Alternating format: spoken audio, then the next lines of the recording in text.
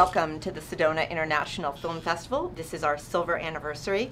Very exciting about that. And we are live at the Sedona Rouge Hotel. Our sponsors are Sedona Rouge, Digitech, and Black Magic Cameras, and Black Magic is making us look really good. Okay. So I just want to make sure I tell you that, right?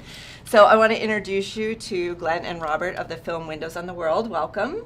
Thank you. So I want to ask at first, was this based on a true story, or is this just, I mean, it is a true historical? My cousin Zach and I wrote this after I saw a New York Times Magazine photo essay of people who were families holding a picture of loved ones that they felt were in the building, but they could not address that, from all over the world, from Guatemala and Egypt, and there were, like in America, there's a large workforce here that's either undocumented or goes without being seen, and these people, were not allowed to have any kind of closure, have any kind of retribution, or any acknowledgement, both for the work that they've done or just the lives that they were living. And I told my cousin, I said, that's what we need to write about right now. Mm-hmm. Of course, that was a long time ago. It was a long time ago. Sometimes, but whenever it's brought up, it feels like it was just yesterday. I think that event in history just left marks on anybody who saw it or who, was there through it. So, I remember exactly where I was when I saw the footage of it. So, had you ever been to the Windows of the World, yes, the Twin Towers? Yes, yeah. I have. I worked in one of the trade centers as a temp as well. Mm-hmm. And an ex-girlfriend called me saying that she saw the second plane hit, mm-hmm. just because she didn't know who to call at the particular time. Right. Mm-hmm. And then again, we know a lot of the stories, in some of the stories that have been told, obviously and importantly, are of the firemen and of the other people, but nobody really has attempted to tell that story or use that as a springboard for what else happened there, which mm-hmm. was, healing, the whole city went on, America went on, and, as a consequence, we're living in a new moment where people have to kind of fully acknowledge a workforce that's still here, and the tragedy that comes, and immigrants that come. Glenn plays a Nigerian that befriends the main character, Fernando, and who has lived through atrocities mm-hmm. in entire Civil War. Homeland. Yeah. Right. Now, and you grew up you live in New York. Native New Yorker, born and raised. City so nice they named it twice. New York. New York. That is so true. All right, so I am a Yankee fan. So. I liked you. I knew you were going to say that. I knew we were getting along fine until you bring up. I'm sorry, but I am. Yeah, I can't. But you see, I'm old enough to have been around when it was the Brooklyn Dodgers. Oh. So that's where I go back to. And I'm a Giants fan, so we just stole one of your teams. Oh my God! Exactly. Sorry about that. I know. But do you remember? Did you have to call on your experiences at that time for this particular film? Well, for sure. I dare say that moment touched everyone's lives, impacted everybody's lives, especially here in America and in particular New York. I live in California and have been for some time, and my wife and daughter had just arrived back home 2 days prior to the 9/11 attack. And they had been at Windows of the World. And so when you get a script and it tells a story and then everything starts coming alive as you read it, so you go, whoa, it starts getting in here, and that's what I think this film is going to do. These guys did a wonderful job in putting together a piece that I'm so proud to be a part of, because it's from the heart. Mm-hmm. This is from the heart. The 9/11 is really just a backdrop. It's a way to get into very personal stories and very a classic sort of father-son story. Mm-hmm. Right now, I'm from California as well. I went to high school in a very small town called Boonville, and we have a lot of migrant workers. Of course, California, Arizona, it was all Mexico at one point. So you get sick of people saying that some people can't assimilate when this was in fact Mexico, which brings up interesting points.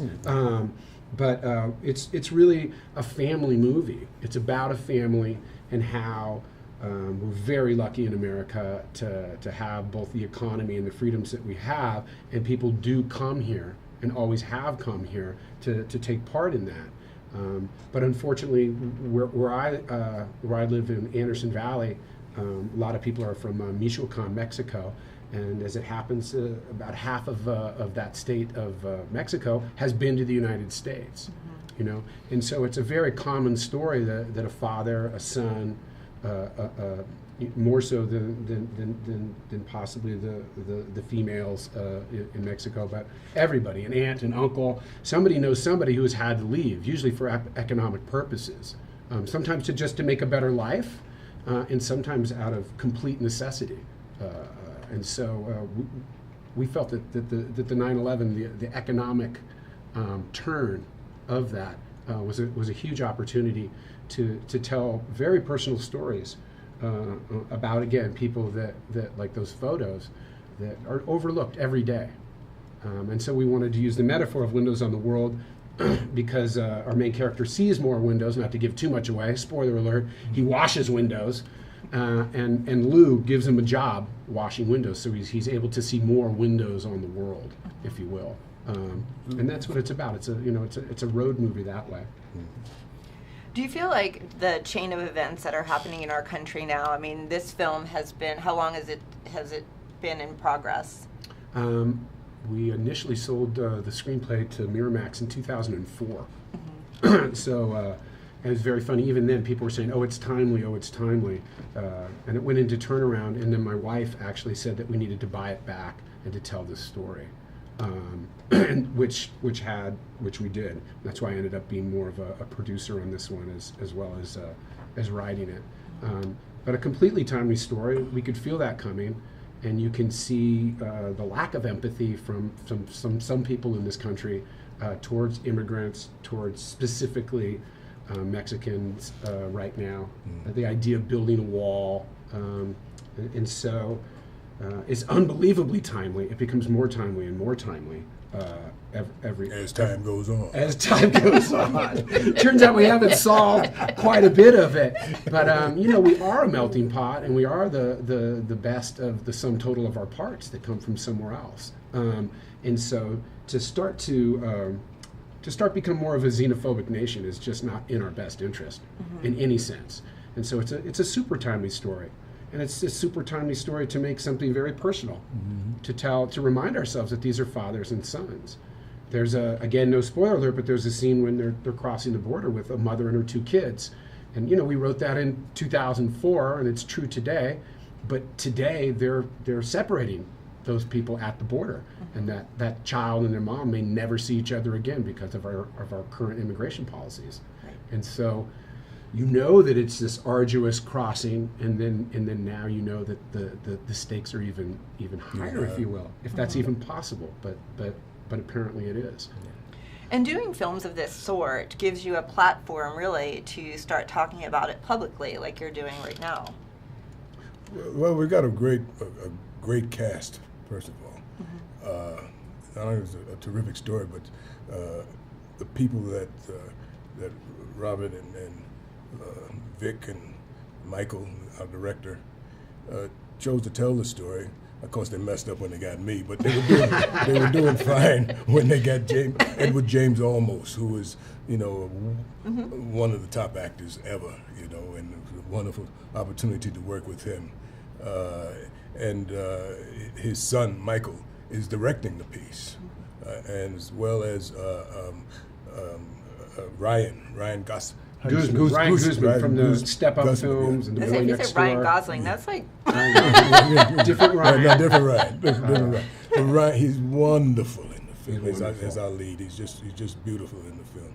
And so you go to working with people like that who bring in their A game, every day, every scene, that when you tell the story, everybody's coming from a place of if not having been there, at least having done their homework as to what there was about then, you know. There's a generosity of spirit in the film too that I think is easy to note as you go forward. And part of that is the love story, which is at the base of this, you know, and it's different concentric circles of love.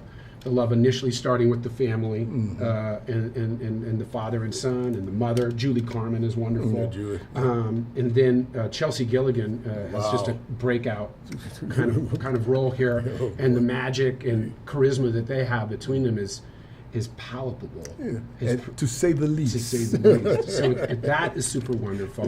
Yeah. And then Vic Bullock, my producing partner, who also came in from the NAACP, helped us, along with Michael Olmos, our director. We found a gentleman named Richard Cabral, who's doing unbelievable work, who's, again, not just a great actor, but like a special person. Just has a special spirit. Very much like Glenn. Glenn's underplaying it here. He's an acting and an activist and a hero, both, you know, in the theater and film world for many years. So to be around that, he is the A game. Edward is the A game, and so everybody definitely had to up their games, and there were a lot of really talented people. Well, gentlemen, we are running out of time, but I just want to thank you both for being here, and both of you bringing your A game to Sedona. So thank you. It's been a pleasure meeting you both. Well, thank you. Thank the festival. It's really wonderful. This is actually our world premiere, right. And Sedona has been super kind to roll this film out in front of an audience that was really wonderful really yesterday. Cool. Right. I could feel everybody leaning in. You could feel the tension. You could see people reading for a little Kleenex every now and then, because it's that kind of film. It felt cathartic in there, and I thank Sedona and the Film Festival for doing that, and Glenn and everybody who's a part of the film. Thank you. Well, Thank you you both for being here. And we'll be back with more from the 25th Silver Anniversary of the Sedona International Film Festival.